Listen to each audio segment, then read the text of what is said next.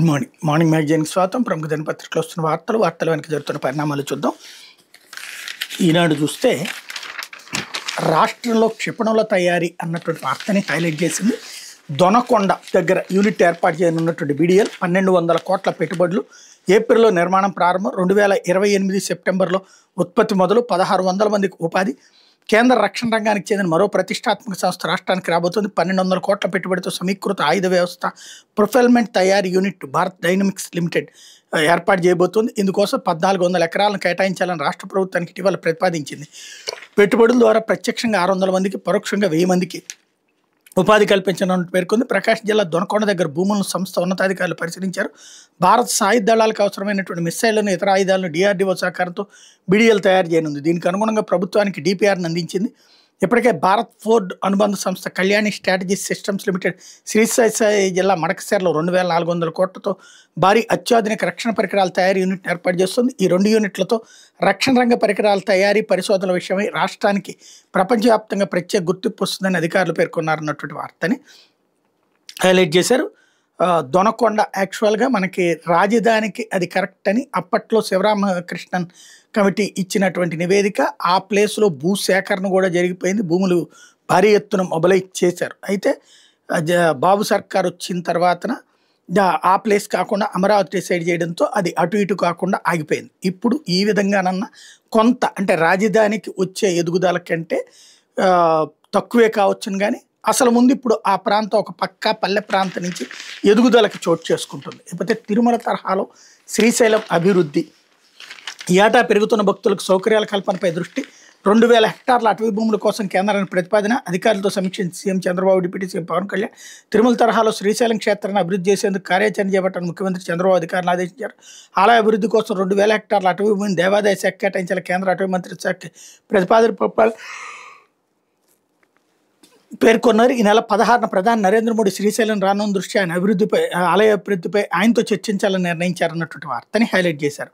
అడవుల మధ్యలో ఉన్నటువంటి శ్రీశైలం నరేంద్ర మోడీ ఇప్పుడు అక్కడికి రాబోతున్నారు. అక్కడ ఏర్పాట్లు ఇప్పుడు ఆలోచిస్తున్నారు. చంద్రబాబు గారు 40 ఏళ్ల రాజకీయంలో ఉన్నారు. అందులో ఎస్పెషల్లీ సీఎంగా 4 దఫాలు చేశారు. 4వ దఫా ఇప్పుడు చేస్తున్నారు. ఇంతకాలం దాని మీద అసలు ఈ ఆలోచన రాకపోవడం ఏంటో అర్థం కాలేదు. తిరుమల తరహాల అభివృద్ధి అన్నటువంటి అంటే ఇప్పుడు ఆయనకు ఆలోచన రావట్లేదు కాబట్టి శ్రీశైలం మల్లన్నే ఆలోచన తెప్పించినట్టున్నారు మోడీని పిలిపించడం ద్వారా. లేకపోతే విరుచుకుపడిన కొండ చర్యలు అన్నటువంటి వార్తని హైలైట్ చేశారు. ఇందులో డార్జిలింగ్లో 20 మంది, నేపాల్లో 52 మంది దుర్మరణం, భూటాన్లోని వర్ష బీభత్సం, పశ్చిమ బెంగాల్లోని డార్జిలింగ్, ఉత్తర సిక్కిం, నేపాల్, భూటాన్ వర్షాలు బీభత్సం సృష్టిస్తున్నాయి. పర్వత ప్రాంతాల్లో భారీ స్థాయిలో కొండ చర్యలు విరిగిపడుతున్నాయి. దీంతో పలు ప్రాంతాల్లో అనేక మంది మృత్యువాతకు గురవుతున్నారు. ఈ ఘటనలో డార్జిలింగ్లో 20 మంది, నేపాల్లో 52 మంది మరణించారు. శనివారం రాత్రి నుంచి డార్జిలింగ్లో ఎడతెరిపి లేకుండా కురుస్తున్న వర్షాలకు కొండ చర్యలు విరిగిపడుతున్నాయి. మృతుల్లో 7 చిన్నారులు ఉన్నారు. మరణాల సంఖ్య ఇంకా పెరిగే అవకాశం ఉందని అధికారులు చెప్తున్నారు. చాలామంది గాయాలయ్యాయి. పలువురు గల్లంతయ్యారు. పలు ప్రాంతాల్లో పర్యాటకులు చిక్కుకుపోయారు. జాతీయ విపత్తు స్పందన దళంతో పాటు సైన్యం కూడా సహాయక చర్యలో పాల్గొంటుంది. నదులు ప్రమాదకర స్థాయిలను దాటి ప్రవహిస్తున్నాయి. చాలా చోట్ల రోడ్లు తెగిపోయాయి. చిలుగుడి, మిరిక్ ప్రాంతాలు కలిపే బాలాపు సోన్ నదిలోని ఇనప వంతెన కుప్పకూలింది. కలింపోంగ్ జిల్లాలోని పరిస్థితి దారుణంగా ఉంది. తీస్తా, మాల్ పర్వత ప్రాంత నదులు ప్రమాదకరంగా ప్రవహిస్తున్నాయి. వర్షాలు తగ్గుముఖం పట్టే వరకు డార్జిలింగ్లోని పర్యాటక ప్రదేశాలను తాత్కాలికంగా మూసివేస్తున్నట్టు అధికారులు పేర్కొన్నారు. టాయ్ ట్రైన్ సేవలను నిలిపేశారన్నట్టు వార్తని హైలైట్ చేశారు. లేకపోతే దీపావళికి ప్రయాణాల ధమాకా, 1762 అదనపు విమాన సర్వీసులు, హైదరాబాద్, ఢిల్లీ, ముంబై, బెంగళూరు, చెన్నై టికెట్లకు అధిక గిరాకీ, దేశవ్యాప్తంగా స్టార్ హోటళ్లలో రెట్టింపు బుకింగులు. వెలుగుల పండుగ దీపావళి సొంతూరులోనూ సన్నిహిత బంధుమిత్రులతోనూ కలిసి సంబరంగా చేసుకునేందుకు ఎక్కువ మంది సన్నద్ధమవుతున్నారు. ఉద్యోగ వ్యాపారాల రీత్యా దూర ప్రాంతాల్లో ఉన్నవారు పిల్లలను స్వస్థలాలకు తీసుకెళ్లి వారు తమ పెద్దలు, బంధువులతో మమేకమయ్యేలా చూసేందుకు ఇదే మంచి తరుణంగా యోచిస్తున్నారు. నగరాల్లో మొబైల్తో గడిపేస్తున్న పిల్లలంతా టపాసులు కాల్చుతూ అందరితో సందడిగా కలిసిపోతారని భావిస్తున్నారు. ఢిల్లీ ప్రాంతంలో టపాసులపై ఆంక్షలు కూడా అక్కడి వారిని స్వస్థలాలకు వెళ్లేలా చేసేందుకు కారణమవుతున్నాయి. ఈసారి దీపావళి పండుగ అక్టోబర్ 20, 21 తేదీల్లో వస్తుంది. ఇవి సోమ, మంగళవారాలు కావడంతో ముందుగా శుక్రవారమే బయలుదేరేందుకు అత్యధికులు సన్నాహాలు చేసుకున్న ట్రావెల్ పోర్టల్ నిర్వాహకులు చెప్తున్నారు. తద్వారా 4 రోజులు సన్నిహితులతో సంతోషంగా గడపవచ్చని యోచిస్తున్నారు. దూర ప్రాంతాలకు వెళ్లాలనుకుంటున్న వాళ్ళు విమాన టికెట్లు బుక్ చేసుకుంటున్నారు అన్నట్టు అర్థని హైలైట్ చేశారు. లేకపోతే డీలా పడిపోతున్నారు. పెను సవాల్గా విటమిన్ డి లోపం. దేశంలో ప్రతి 5గురిలో ఒకరు ఈ సమస్య బారిన ఇక్రియర్ అన్విక అధ్యయనంలో వెల్లడి. సూర్యోదయాన ఎండ పొదకు 40 నిమిషాలుంటే సమస్యను అధిగమించవచ్చు అంటున్న నిపుణులు.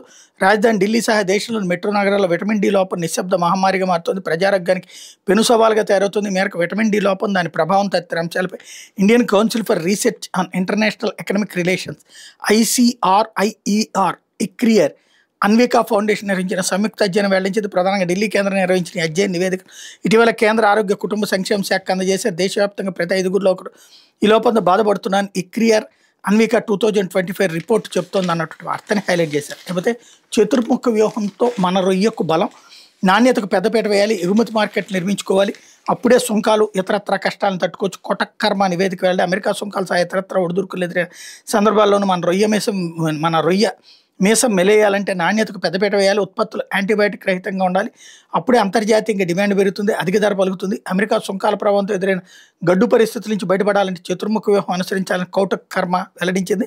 భారత్ రొయ్యల ఎగుమతులపై గత నెలలో ఆ సంస్థ నివేదికను విడుదల చేసింది. అందులో ప్రపంచవ్యాప్తంగా రొయ్యలను ఎగుమతి చేస్తున్న దిగుమతి చేసుకున్న దేశాలు వాటి మీద సుంకాల ప్రభావాన్ని విశ్లేషించింది అన్నటువంటి వార్తని హైలైట్ చేశారు. లేకపోతే ఇంటి ముంగిటికే కారవాన్, సందర్శనీయ ప్రాంతాలకి రైరై, పర్యాటక రంగంలో వినూత్న ప్రయోగం, ప్రైవేట్ ఆపరేటర్లకు ప్రోత్సాహక రాయితీలు, త్వరలో మార్గదర్శకాలు ఇవ్వనున్న ప్రభుత్వం అంటూ రాష్ట్ర పర్యాటక రంగంలో మరో ముందడుగు పడబోతుంది. పర్యాటక కార్వాన్లు త్వరలో రాబోతున్నాయి. రాష్ట్రంలో తొలిసారి వీటిని రిజిస్ట్రేషన్ చేయించుకునే అవకాశం ప్రభుత్వం కల్పిస్తుంది. వాహనాలు పర్యాటకులను వారు కోరుకున్న ప్రాంతాలకు తీసుకెళ్లేందుకు వాళ్ళు ఇళ్ల వద్దకే వస్తే 2029 నాటికి రాష్ట్రంలో 150 కార్వాన్ వాహనాలు, 25 కార్వాన్ పార్కుల ఏర్పాటుకు లక్ష్యంగా ప్రభుత్వం కార్యాచరణ సిద్ధం చేస్తుంది. వీటిని నిర్వహించే ప్రైవేట్ ఆపరేటర్లకు పలు ప్రోత్సాహాలు అందించబోతోంది. సంబంధిత మార్గదర్శకాలు త్వరలో విడుదలవుతాయి అన్నటువంటి వార్తని హైలైట్ చేశారు. కార్వాన్ టూరిజం అంటే బాగా ధనవంతులు మాత్రమే ఖర్చు పెట్టగలరు. మధ్యతరగతి కార్వాన్లలో ఖర్చు పెట్టలేరు.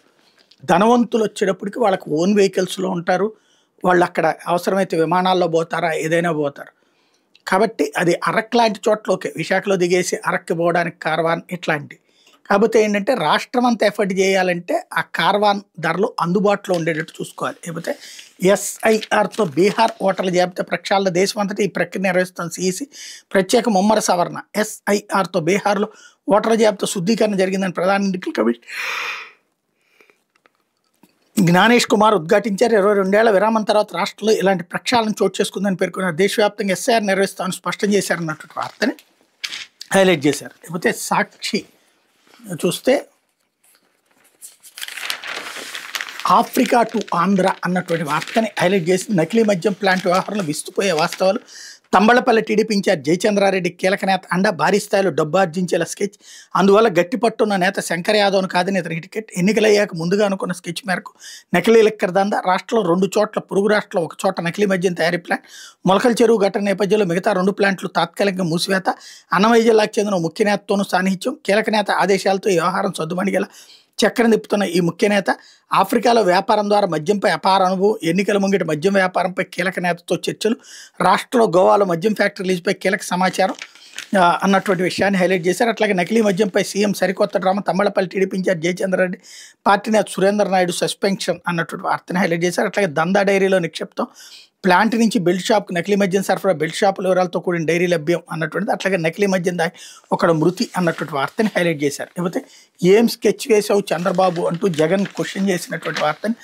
రాత్రికి రాత్రే నకిలీ మద్యం సూత్రధారులు మార్పు. సీఎం చంద్రబాబుపై వైఎస్ జగన్ మండిపాటు. రాష్ట్రంలో మద్యం అక్రమాలకు మొలకల చెరువు ఘటన నిదర్శనం. నకిలీ లెక్కర వ్యవహారంలో రాష్ట్రాన్ని నెంబర్ 1 చేయాలన్నదే మీ లక్ష్యమా? మద్యం దుకాణాలు, ఇల్లీగల్ పర్మిట్ రూములు, బెల్ట్ షాపులు అన్ని టీడీపీ వాళ్ళవే. అక్రమ మద్యం తయారీదారులు కూడా వీళ్ళే. అలా తయారు చేసి నకిలీ మద్యాన్ని మీ వాళ్ళే మీ షాపుల ద్వారా, మీ బెల్ట్ షాపుల ద్వారా అమ్ముతారు. వచ్చిన ఆదాయాన్ని వాటాలు వేసుకుని అందరూ పంచుకుంటున్నారు. వ్యవస్థీకృతంగా ఇదంతా కొనసాగుతుంది. ప్రతి 3 బాటిళ్లలో 1 కల్తీ మద్యమేనన్న వార్తలు దిగ్భ్రాంతి కలిగిస్తున్నాయి. ప్రభుత్వ ఖజానాకు రావాల్సిన ఆదాయాన్ని మీ ముఠా కొట్టేస్తోంది. మొలకల చెరువు ఘటన తర్వాత సప్లై చేసిన మద్యం షాపులు, బెల్ట్ షాపుల్లో ఎందుకు తనిఖీలు చేయలేదు? మీ సహకారం ఉంది కాబట్టి అసలు సూత్రధారులు తప్పిస్తూ తూతుమంత్రంగా కేసులు. మీ సొంత ఆదాయం కోసం పేదల ఆరోగ్యంతో చెలగాట న్యాయమేనా అన్నటువంటి వార్తని హైలైట్ చేశారు. లేకపోతే బిగ్ ఫిక్స్ రాకుంటే బై. సాఫ్ట్వేర్ కోడ్ జనరేషన్లో అప్గ్రేడ్ కాని వారికి లేఆఫ్ల ముప్పు. AI టూల్ కోడింగ్ నైపుణ్యం లేని ఉద్యోగులను తొలగిస్తున్న సాఫ్ట్వేర్ కంపెనీలు. ఏటా AI ఆధారిత కొలువులు సాధిస్తున్న 3 లక్షల మంది. వాళ్ళలోనూ స్కిల్స్ మెరుగుపరుచుకొని 1.2 లక్షల మందికి ఉద్వాసన. ఇంజనీరింగ్ కాలేజీలు అందిస్తున్న ఎమర్జింగ్ కోర్సులో కానరాని సరికొత్త మార్పులు. AI ML డేటా సైన్స్ వంటి కోర్సులు చేసిన వాళ్ళకి గగనంగా ఉద్యోగాలు. నాస్కామ్ BCG అధ్యయనాలు వెల్లడన్నటువంటి వార్తని హైలైట్ చేశారు. ప్రతి తురకపాలెంలో మరో మహిళ మృతి. గుంటూరు జిల్లా తురకపాలెంలో మరో మహిళ జ్వరం, శరీరంపై బొబ్బలు వచ్చి తీవ్ర అనారోగ్యానికి గురై మృతి చెందింది.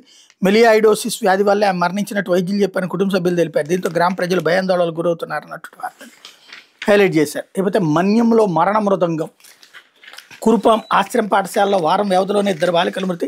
పచ్చకామెర్లు విషజ్వరాల విజృంభణ, 100 మందికి పైగా బాలికలకు అనారోగ్యం. పార్వతీపురం జిల్లా ఆసుపత్రి, విశాఖ కేజీహెచ్లో చికిత్స, ఐసీయూలో 3 బాలికలు.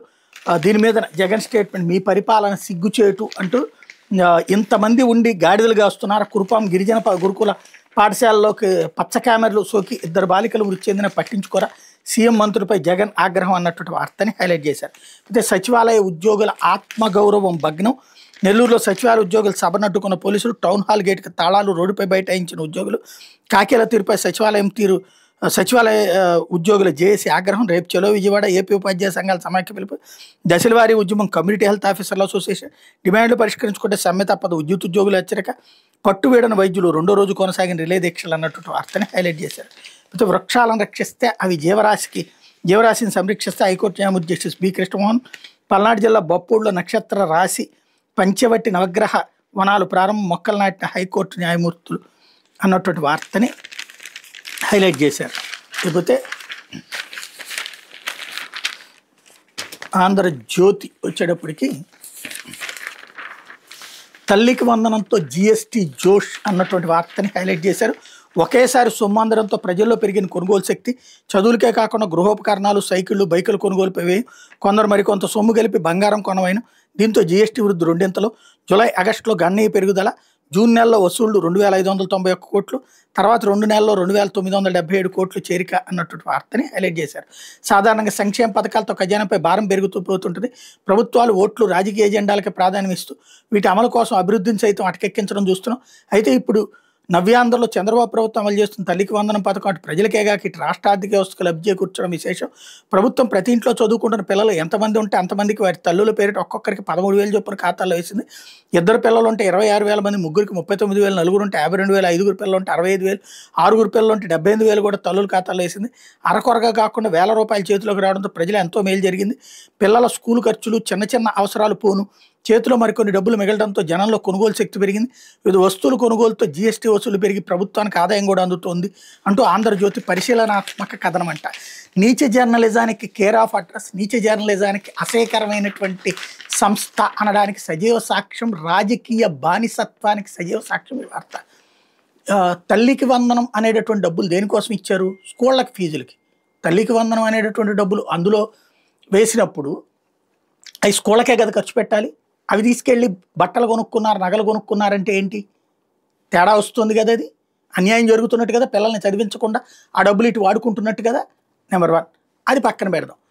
అయితే సంక్షేమ పథకాలు చంద్రబాబు రాగానే అర్జెంటుగా అవి దేశానికి ప్రయోజనకరం అయిపోతాయి, జిఎస్టీకి ప్రయోజనకరం అయిపోతాయి, రాష్ట్రాభివృద్ధి వచ్చేస్తుంది, వాళ్ళు బాగుపడిపోతారు. అదే జగన్ ఇస్తే శ్రీలంక అయిపోతుంది, వెనిజులా అయిపోతుంది. ఇది వీళ్ళ నీచ జర్నలిజానికి పరాకాష్ట. జగన్ మరి అదే గది చేసింది. జగన్ ఉన్నప్పుడు అసలు ఏ రోజున జీఎస్టీ డౌన్ అయిందని? కరోనాలో తప్పించి ప్రతి ఏడాది ఏ ఏడాదికి ఆ ఏడాది జీఎస్టీ పెరుగుతూనే వచ్చిందే. ఎందుకు పెరిగింది? నవరత్నాలు ఇచ్చాడు కాబట్టి. ఆ జీఎస్టీ పెరగడం వల్ల, అంటే ఈ డబ్బులు మళ్ళీ జనంలో రొటేషన్ అవ్వడం వల్ల, మళ్ళీ సరుకులు కొనుగోలు కావడం వల్ల, మళ్ళీ ఉత్పత్తి పెరగడం వల్ల, మళ్ళీ పరిశ్రమలు ఎదుగుతాయి. ఇది ఒక రొటేషన్ సైకిల్. అదే కదా జగన్ చేసింది. జగన్ చేస్తే బూతు, బాబు చేస్తే నీతి. వీళ్ళ నీచ జర్నలిజానికి పరాకాష్ట. ఇకపోతే టమాటా కిలో 4 రూపాయలు. పత్తికొండ మార్కెట్లో పతనమైన ధరలు, రోడ్డుపై పారబోసి నిరసన తెలిపిన రైతులు. ధర తగ్గడంతో టమాటాలు రోడ్డుపై పారబోస్తున్న రైతులు. నిన్న కూడా గుంటూరులో, విజయవాడలో 30 రూపాయల కేజీ కొంటున్నాం. 30 రూపాయల కేజీ. వీళ్ళు పేపర్లలో రాస్తారు, ప్రభుత్వాలు మేము ఇరగదీస్తున్నాం, 10 రూపాయలకు కొంటాం, 6 రూపాయలకు కొంటాం, 7 రూపాయలకు కొంటాం అంటారు తప్పించి, ఇటు వినియోగదారుడు మరి ఆ లెక్కన అక్కడ 4 రూపాయలు అంటే ఇక్కడ వినియోగదారుడికి 30 రూపాయలు అంటే 26 రూపాయలు తేడా జరుగుతుంది. పోనీ ఇక్కడ వ్యాపారస్తుడు 6 రూపాయలు తిన్నాడు అనుకున్నా, ఇంకా 20 రూపాయల మధ్యలో బ్రోకర్లు తింటున్నారు కదా. ఎందుకు జరుగుతోంది ఇది? ప్రభుత్వాలకి ఎందుకు చిత్తశుద్ధి ఉండదు? వ్యవసాయ శాఖ మంత్రులు ఎందుకు నిద్రపోతుంటారు? అక్కడ ఉన్నటువంటి తీసుకొచ్చి ఇతర ప్రాంతాల్లో ఎందుకు అమ్మించలేరు? ఉల్లిపాయలు పారబోస్తారు, టమోటాలు పారబోస్తారు, చీఫ్ అయిపోతున్నాయి అక్కడ రేట్లు, రైతులు అన్యాయం అయిపోతున్నారు. బాధ్యత లేని రాజకీయం. దాన్ని ఎట్లా సరి చెయ్యాలి అన్న ఆలోచన లేకుండా విజన్ విజన్ విజన్ మా దగ్గర ఆ విజన్ ఉంది, 30ల విజన్ ఉంది, 40ల విజన్ ఉంది, 70ల విజన్ ఉంది అని చెప్పి పోచుకోలు కబులు చెప్పుకుంటే 45 ఏళ్ల తర్వాత ఎవడు బతుకుతాడో తెలియదు కాబట్టి అప్పుడు బాగుపడితే నా పేరు చెప్పుకో, బాగోపోతే నీ పేరు చెప్పుకో అనుకునేటటువంటి పరిస్థితుల్లో ఇట్లాంటిది కళ్ళెదురుగుండా కనబడేది 40 ఏళ్ళైనా ఎందుకు మనం ప్లాన్ చేయలేకపోతున్నాం ఆలోచించాల్సి ఉంది. లేకపోతే తిరుమల తరహాలో శ్రీశైలం అభివృద్ధి ఇక్కడ కూడా హైలైట్ చేశారు. లేకపోతే ఏపీపీఎస్సీలో లీకు వీరుడు అంటూ అనధికార సోషల్ మీడియాలో అధికారిక సమాచారం ముందే లీక్ చేస్తున్న కమిషన్ సభ్యుడు గోప్యంగా ఉంచాల్సిన విషయాలు వెల్లడే, అభ్యర్థుల అభిప్రాయ సేకరణ, తాజా ర్యాంకింగ్ జాబితాలపై పోల్స్, వైసీపీ హయాంలో సుధీర్ నియామకం, జగన్కు సమీప బంధువు అనే ప్రచారం, సర్వం తానే అన్నట్టుగా వ్యవహారం, సర్కార్కు నిరుద్యోగుల సంఘం ఫిర్యాదు అన్నటువంటి వార్తని హైలైట్ చేశారంటే వైసీపీ టైంలో నియమితుడైనటువంటి పంపించాలి, వాళ్ళ మీద లేదా బొరొచ్చాలి అంతే తప్పించి ఇప్పుడు అందులో పోలు పెట్టడంలో తప్పే ఉంది, దానికి సంబంధించినటువంటి పంచుకోవడంలో తప్పే ఉంది. పంచుకోకపోతే తప్పు కానీ పంచుకుంటే తప్పే ఉంది. అందులో ఏమైనా పేపర్లు ఇచ్చేస్తారా? ఇదేదో పెద్ద బీభత్సమైనటువంటిది. ఎవరు ఈ నిరుద్యోగులు అంటే తెలుగుదేశం నిరుద్యోగులు అయి ఉంటారు, లేదా ఆంధ్రజ్యోతి నిరుద్యోగులు అయి ఉంటారు. ఇట్లాంటి దిక్కుమాలినటువంటిది ఒక విషాన్ని మన వాళ్ళని పొగుడుతా ఎదుటోళ్ల మీద విషాన్ని నింపుతా జనాల్లో తీసుకొచ్చేటటువంటి ఒక నీచ జర్నలిజానికి కేర్ ఆఫ్ అడ్రస్ ఇది. లేకపోతే కొనబోతే కొరివి అంటూ వాయుసేన ముందు సవాల్, స్టెల్త్ విమానాలపై ఎటు తేల్చుకోలేని స్థితి, చైనా వద్ద 300 J-20 స్టెల్త్ విమానాలు, J-35ల తయారీ బిజీ, 2030 నాటికి పాక్కి J-35లు ఇచ్చేందుకు సిద్ధంగా ఉన్న డ్రాగన్, 5 ఏళ్లలో ఇరు దేశాల నుంచి పెనుముప్పు, మన వద్ద ఉన్న రఫెల్లే AMCA విమానాలు తయారు చేసుకోవాలని మరో 10 ఏళ్ళు, మనకున్న ప్రత్యామ్నాయాలు F-35 లేదా Su-57లు కొనడమే, F-35ల స్టెల్త్ సామర్థ్యం అద్భుతమే కానీ కొనాలంటేనే షరతులు, వాటితో పోలిస్తే Su-57ల స్టెల్త్ సామర్థ్యం అంతంత మాత్రమే, కొనాలన్నవి అందుబాటులోకి వచ్చేసరికి 10 ఏళ్ల దాకా పట్టచ్చు. ఎల్లుండి ఇండియన్ ఎయిర్ ఫోర్స్ డే సందర్భంగా ప్రత్యేక కథనాన్ని ఇక్కడ హైలైట్ చేసింది. లేకపోతే బీహార్ ఎన్నికలు నవంబర్ 22 లోపే ఛట్ పూజలాగే ఉత్సాహంగా పాల్గొనాలి, ఓటర్లకు సిఈసి జ్ఞానేష్ కుమార్ పిలుపు, ఎన్నికల సన్నద్ధతపై పట్నాలో సమీక్ష, బీహార్ అసెంబ్లీ ఎన్నికల శాసనసభ పదవీకాలం ముగిసే నవంబర్ 22వ తేదీలోపే జరుగుతాయని ఎన్నికల ప్రధాన కమిషనర్ జ్ఞానేష్ కుమార్ స్పష్టం చేశారు. ఛట్ పూజ మాదిరిగానే ఓటింగ్లోనూ ఆనందోత్సాహాలతో పాల్గొనాలని రాష్ట్ర ఓటర్లకు పిలుపునిచ్చారు. రాష్ట్రంలో ఓటర్ల జాబితాను ప్రక్షాళన చేశామన్నారు. ప్రత్యేక విస్తృత సవరణను చట్టబద్ధంగానే చేపట్టామని చెప్పారు. త్వరలోనే దీన్ని దేశవ్యాప్తంగా నిర్వహిస్తామన్నారు అన్నట్టు వార్తని హైలైట్ చేశారు. లేకపోతే ఆయుర్దాయంలో మనం వెనక్కే అంటూ జపనీయులకు 85 ఏళ్ళు, భారతీయులు 72 ఏళ్ళే, రోజువారీ అలవాట్లు, తినే ఆహారంలో తేడానే కారణం అన్నటువంటి వార్తని హైలైట్ చేసి జపాన్లో దాదాపు అందరూ రాత్రి 8 గంటలలోపే భోజనం ముగించేస్తారు. అది కూడా చాలా తేలిగ్గా జీర్ణమయ్యే ఆహారం తింటారు. భారత్లో రాత్రి 10-11 తర్వాత కూడా బిర్యానీలు, పిజ్జాలు, బటర్ చికెన్లు వంటివి తింటారు. దీనివల్ల సరిగా జీర్ణం కాక బరువు పెరగడం, నిద్రలో ఏం సమస్యలు ఎదురవుతాయి అన్నటువంటి వార్తని హైలైట్ చేశారు. లేకపోతే ఔషధం నిర్లక్ష్యం విషం, నాణ్యత లేని మందులతో ప్రజలకు ప్రాణ సంకటం, రసాయనం కలిపిన దగ్గుమందుతో మధ్యప్రదేశ్, రాజస్థాన్లో 14 మంది మృతి. అదో చిన్న ఫార్మా కంపెనీ ఎన్నో మందులు తయారు చేసి అమ్ముతుంది. పెద్ద కంపెనీలతో పోటీ పడలేక అడ్డదారులు దొక్కుతుంది. మందులపై ఎక్కువ ఎంఆర్పీ ముద్రించి తక్కువ ధరకే మందుల షాపులకు హోల్సేల్గా సరఫరా చేస్తుంది. వైద్యులను అడ్డగోలు కమిషన్ లాస్ చూపి పేషెంట్లకు తమ మందులే రాసేలా ప్రలోభ పెడుతుంది. ఇటు వైద్యులకు అటు మందుల షాపులకు బోలెడు లాభం. ఇంత దాకా బాగానే ఉంది కానీ అతి తక్కువ ధరకు మందులు ఆపై కమిషన్లు ఇస్తూ తాను కూడా లాభం పొందాలంటే ఆ ఫార్మా కంపెనీ ఎంత నాణ్యంగా మందులు తయారు చేస్తుంది. చిన్న నిర్లక్ష్యం కూడా పెద్ద ప్రమాదానికి దారితీదా, ప్రాణాలకు ప్రమాదం తలెత్తదా? మధ్యప్రదేశ్, రాజస్థాన్లో అదే జరిగింది. చిన్న ఫార్మా కంపెనీ తయారు చేసిన దగ్గుమందులు విష పదార్థాల కారణంగా ముక్కు పచ్చలారిన 14 మంది చిన్నారులు చనిపోయారన్నటువంటి వార్తని హైలైట్ చేసింది. ఇది దినపత్రికలో వచ్చినటువంటి వార్తలు వెనకాల జరుగుతున్న పరిణామాలు.